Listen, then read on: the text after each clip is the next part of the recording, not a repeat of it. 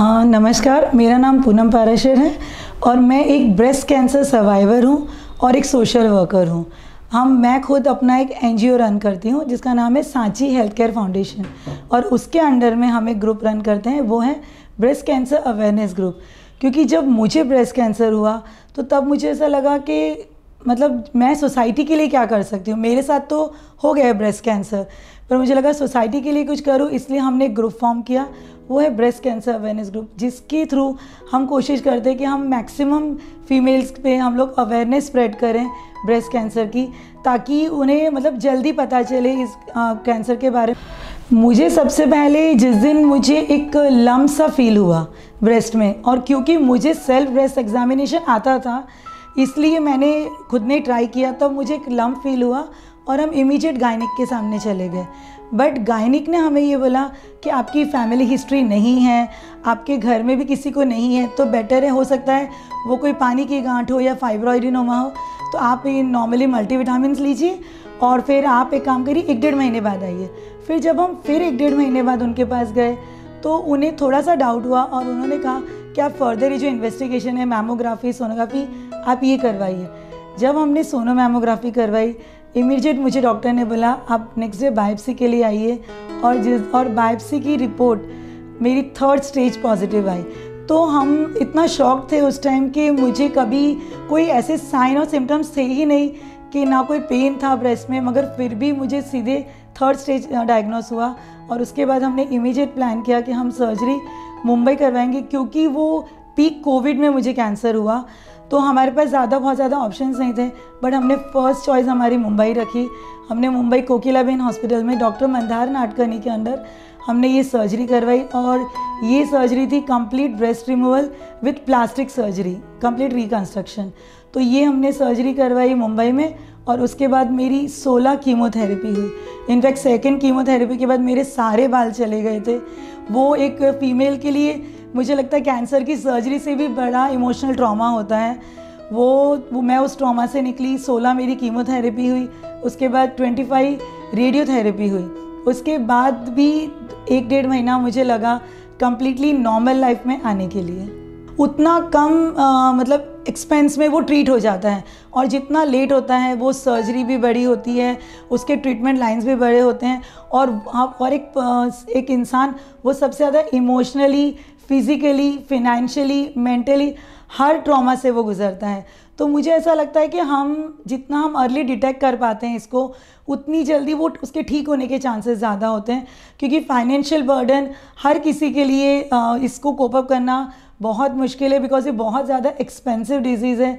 तो मुझे लगता है कि अवेयरनेस पे हम जितना वर्क करें तो उससे हम जल्दी डिटेक्ट कर सकते हैं, और बिकॉज मुझे लगता है हर एक लाइफ इम्पॉर्टेंट है, तो हम अवेयरनेस से हम जितनी भी लाइफ बचा पाएँ हमारे लिए वो बहुत ज़रूरी है। ऐसा है, कैंसर इतनी ज़्यादा एक्सपेंसिव डिजीज़ है कि हम अगर किसी पेशेंट की हेल्प भी करना चाहें फिनेंशियली तो बहुत मुश्किल है।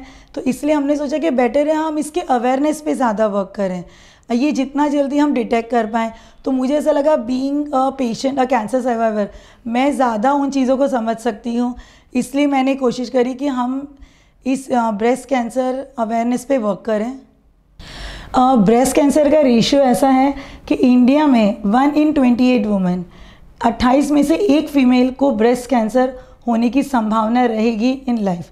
तो इसलिए मुझे लगता है, और इनफैक्ट इंडिया में ये 2nd नंबर का सबसे बड़ा कैंसर है, जिसकी वजह से सबसे ज़्यादा फीमेल्स अफेक्ट होती है। तो हमें ऐसा लगा कि हम इस अवेयरनेस ग्रुप के थ्रू, और मैं पर्सनली खुद ये कैंसर कम से कम मतलब जितनी जल्दी डिटेक्ट हो, उतनी जल्दी वो क्योर हो, उतनी जल्दी वो ठीक हो, उस पर वर्क करते। रिसेंटली अभी मेरे हस्बैंड डॉक्टर मुकेश पाराशर, उन्होंने जो मेरी पूरी जर्नी देखी, मेरा पूरा पेन देखा, इनफैक्ट वो मेरे पूरे मतलब बोलेंगे दर्द के, मेरे जितना मुझे दर्द था शायद उससे ज़्यादा उन्होंने वो दर्द महसूस किया है। तो उन्होंने वो देखते हुए कि, और मैंने जब ये मुहिम स्टार्ट की, BCAC का जो हमने ग्रुप स्टार्ट किया, तो देखते हुए उन्होंने मेरे पे एक बुक लिखी, that was spark of life. वो बुक का पीछे मोटो ये था, ना कि मेरी सिर्फ जर्नी, बल्कि ब्रेस्ट कैंसर को बहुत सिंपल लैंग्वेज में एक्सप्लेन करना, ताकि एक आम इंसान भी उस लैंग्वेज को समझ पाए और ताकि वो थोड़ा अवेयर हो पाए। एजुकेटेड सब होते हैं मगर हमारे में सबसे बड़ी कमी है अवेयरनेस, तो हमें वो अवेयरनेस ही स्प्रेड करनी है। तो उस बुक में कंप्लीट डिटेल है, साइन है, सिम्टम्स है ब्रेस्ट कैंसर के, उसको हम कैसे क्योर कर सकते हैं, हम क्या हमारी लाइफस्टाइल रख सकते हैं जिससे कि हम जल्दी ठीक हो या हमें वो हो ही ना। मेरी सब फीमेल से एक ही एक्सपेक्टेशन है कि आप एवरी ईयर चेकअप कराएं, बिकॉज चेकअप सबसे इम्पॉर्टेंट है। अभी रिसेंट हम हर महीने चेकअप कैंप रखते हैं। अभी रिसेंट कैंप में हमने यही सबको सिखाया है। एक तो आप सेल्फ ब्रेस्ट एग्जामिनेशन सबसे पहले सीखें जो कि बहुत ज़रूरी है, एक वो सीखें और रेगुलर चेकअप करवाएं, रेगुलर ब्रेस्ट चेकअप करवाएं। रिसेंट हमने एक ब्रेस्ट सोनोग्राफी कैंप रखा डॉक्टर डिम्पल छटवानी और डॉक्टर ज्योति नंदवानी के अंडर। उसमें 2 फीमेल्स को, एक one was 3rd stage positive breast cancer, जिन्हें बिल्कुल भी पता भी नहीं था कि उन्हें ऐसी कोई प्रॉब्लम भी है। वो जस्ट एक रूटीन चेकअप के लिए आई और उन्हें वहाँ से पता चला कि सीधा उन्होंने जब फर्दर इन्वेस्टिगेशन कराई तो 3rd स्टेज कैंसर है। और एक फीमेल थी, उन्हें 0 to 1 स्टेज पे पता चला। तो मुझे लग रहा है ये फीमेल में थोड़ी अवेयरनेस की कमी है और सबसे इम्पॉर्टेंट है हम सेल्फ एग्जामिनेशन सीखें, रेगुलर ट्रीटमेंट करवाएं, रेगुलर चेकअप करवाएं, ताकि हमें उन चीज़ों का जल्दी से जल्दी पता चले। और मैं सरकार से भी यही मेरी गुजारिश है कि आप जितना हो सके फ्री चेकअप कैंप रखवाइए, फीमेल्स को अवेयर करिए। हमारे लिए सबसे ज़्यादा ज़रूरी है फीमेल को मोटिवेट करना, क्योंकि लोग कैंसर वर्ड को एक्सेप्ट नहीं करते हैं, लोग कैंसर सुन के भाग जाते हैं। कितने लोग ऐसे हैं जिन्हें हम चेकअप के लिए बुलाते हैं, वो ये सोचते हैं हमें तो कैंसर नहीं हो सकता। तो ऐसा मैं भी सोच सकती थी, मेरी फैमिली हिस्ट्री में भी किसी को कैंसर नहीं है, बट फिर भी मुझे कैंसर हुआ। तो ये चीज़ मैंने, वो मेरी जो जेनेटिक लिखी थी वो मैंने तोड़ दी। अब मुझे कैंसर है तो हो सकता है मेरी 2 डॉटर्स हैं, फ्यूचर में वो भी प्रोन हो कैंसर के लिए। तो ऐसा कुछ भी नहीं है, अगर हमारी फैमिली हिस्ट्री में कैंसर नहीं है तो हमें नहीं हो सकता।